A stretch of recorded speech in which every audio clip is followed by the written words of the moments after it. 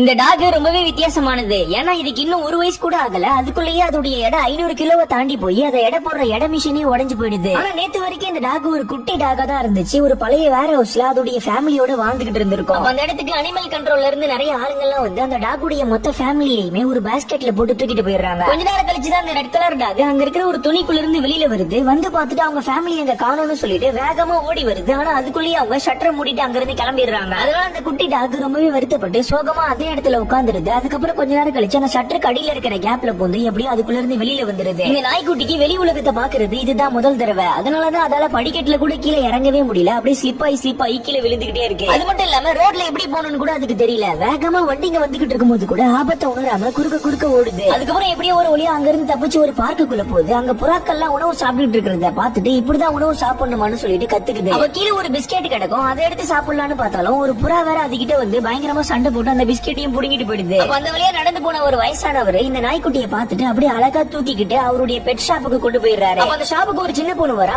அந்த நாய்க்குட்டியை பார்த்துட்டு அவளுக்கு அது ரொம்பவே பிடிச்சு போயிடுது. சரி அந்த வீட்டுக்கு வாங்கிட்டு போய் வளர்க்கலாம்னு பார்த்தாலும் அவங்க அங்கிளுக்கு நாய்ங்கனாலே பிடிக்காது போல. அதனால வர வழி இல்லாம அதை அந்த ஷாப்லயே திரும்ப கொடுத்துட்டு வந்துடுறாங்க. வீட்டுக்கு போன பிறகு நைட் அந்த பொண்ணுடைய பேக் ஆட்டோமேட்டிக்கா ஷேக் ஆகுது. என்னடா அதுன்னு அந்த பொண்ணு கிட்ட போய் பேக் ஓபன் பண்ணி பாக்குறா. பார்த்தா அவ ரொம்ப ஆசைப்பட்டு வாங்க முடியாம வச்சுட்டு வந்த அந்த ரெட் கலர் டாக் இப்ப இவளுடைய பேக்குள்ளதான் இருக்குது. அதை பார்த்த உடனே அவளுக்கு ரொம்பவே சந்தோஷமாகி தூக்கி கொஞ்சம் ஆரம்பிச்சிடுறா. அது கூட ஜாலியா விளையாடலாம் செய்யறா. ஆனா ஒரே ஒரு பிரச்சனை என்னன்னா அவங்க அங்கிளுக்கு அதை சுத்தமா பிடிக்கவே பிடிக்காது. அதனால அவ ரொம்பவே சேட் ஆகி அதை எப்படி நம்ம கூடவே வச்சுக்கிறதுன்னு சொல்லிட்டு அழ ஆரம்பிச்சிடுறா. அதுக்கப்புறம் மறுநாள் காலையில அவ தூங்கி எந்திரிச்சதுக்கு அப்புறம் பார்த்தா இப்ப அந்த குட்டி டாக் ஒரு யானை சைஸுக்கு வளர்ந்து நிக்குது. அதை பார்த்த உடனே அவளுக்கு அதிர்ச்சியில ஒண்ணுமே புரியல. பயங்கரமா பயந்து போயிடுறா. அதுக்கப்புறம் தான் அவளுக்கே தெரியுது இந்த குட்டி டாக் தான் இப்ப பெருசா வளர்ந்து நிக்குதுன்னு. அந்த டாக் வேற அந்த பொண்ணை பார்த்த சந்தோஷத்துல ரொம்பவே ஜாலியா எகிரி குதிச்சுலாம் விளையாட ஆரம்பிக்குது. அதனால அவளுடைய பெட் அந்த ரூம்ல இருக்கிற திங்ஸ் எல்லாமே உடைஞ்சு போயிடுது. அதுக்கப்புறம் கொஞ்ச நேரம் கழிச்சு அவளுடைய அங்கிள் வேற அந்த ரூம்குள்ள வந்து பார்த்துட்டு அவரும் பயங்கரமா அலறி போயிடுறாரு. சரி நீ உங்க 2 பேரும் ஒன்னா சேர்ந்து அதை ஹாஸ்பிடல் கூட்டிட்டு போய் செக் பண்ணலாம்னு சொல்லிட்டு வெளியில கூட்டிட்டு போறாங்க. நல்ல வேலையா யாருமே அதை பார்க்கவே இல்ல. அமைதியா கொண்டு போய் ஒரு கண்டெய்னருக்குள்ள ஏத்திடுறாங்க. ஏத்தினதுக்கு அப்புறம் பார்த்தா அந்த டாக் தூரத்துல பார்க்ல ஒரு பெரிய பலூனை பார்த்துட்டு அப்படியே எகிரி குதிச்சு ஓடி போய் அது கூட விளையாட ஆரம்பிச்சிருது. இந்த டாக் இவ்வளவு பெருசா இருக்கேன்னு சொல்லிட்டு எல்லா மக்களும் அதை ஆச்சரியமா பார்த்துட்டு வீடியோ எல்லாம் எடுத்து சோசியல் மீடியால எல்லாம் அப்லோட் பண்ண ஆரம்பிச்சிடுறாங்க. அந்த வீடியோ வேற ஒரு பெரிய பிசினஸ் மேன் பார்த்துட்டு இந்த டாக நம்ம ரிசர்ச்சுக்கு புடிச்சிட்டு வரலாம்னு பிளான் போடுறான். அதே நேரத்துல இங்க அந்த டாக் ஹாஸ்பிடல் கூட்டிட்டு போன இவங்க அந்த டாக்கு எந்த பிரச்சனையும் இல்லைன்னு தெரிஞ்சுக்கிட்டு அதை திரும்ப வீட்டுக்கு கூட்டிட்டு வராங்க. வரும்போதே பார்த்தா ஒரு பெரிய பில்டிங்க்கு மேல டிஷ் மாட்டிக்கிட்டு இருக்கிற ஒருத்தர் அப்படியே ஸ்லிப் ஆகி கீழே விழ போறாரு. அதை பார்த்து நம்ம டாக் என்ன பண்ணுதுன்னா பயங்கர வேகமா ஓடி போய் அப்படியே எகிரி அசால்ட்டா அவரை வாயிலேயே கவ்வி ஈஸியா காப்பா